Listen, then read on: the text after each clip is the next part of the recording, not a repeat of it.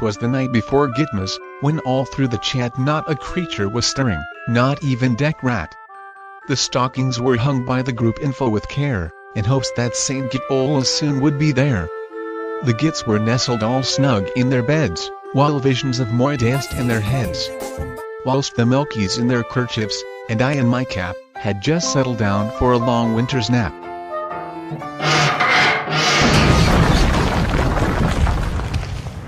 When out on the lawn there arose such a clatter, I sprang from the bed to see what was the matter. Away to the window I flew like a flash, tore open the shutters and threw up the sash.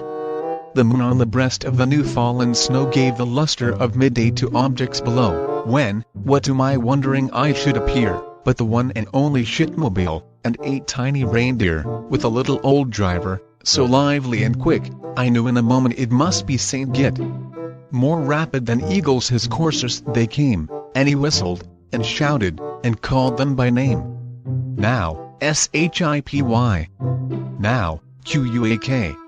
Now, Alvin and 10 cents. On, Nick. On Logan. On, Carly and Mike. To the top of the porch. To the top of the wall. Now dash away. Dash away. Dash away all. And then, in a twinkling, I heard on the roof the prancing and pawing of each little hoof. As I drew in my hand, and was turning around, down the chimney St. Gitmas came with a bound. He was dressed all in fur, from his head to his foot, and his clothes were all tarnished with ashes and soot.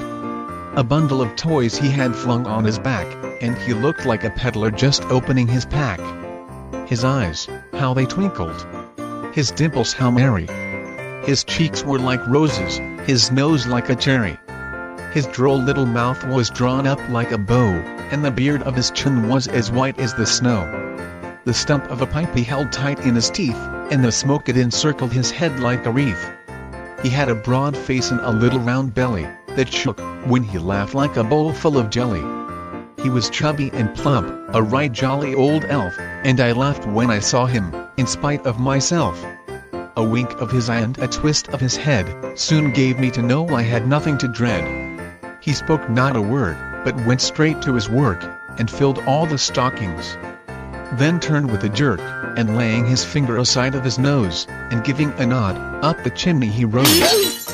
He sprang to the shitmobile, to his team gave a whistle, and away they all flew like the down of a thistle. But I heard him exclaim, ere he drove out of sight, "Happy Gitmas to all, and to all a good night."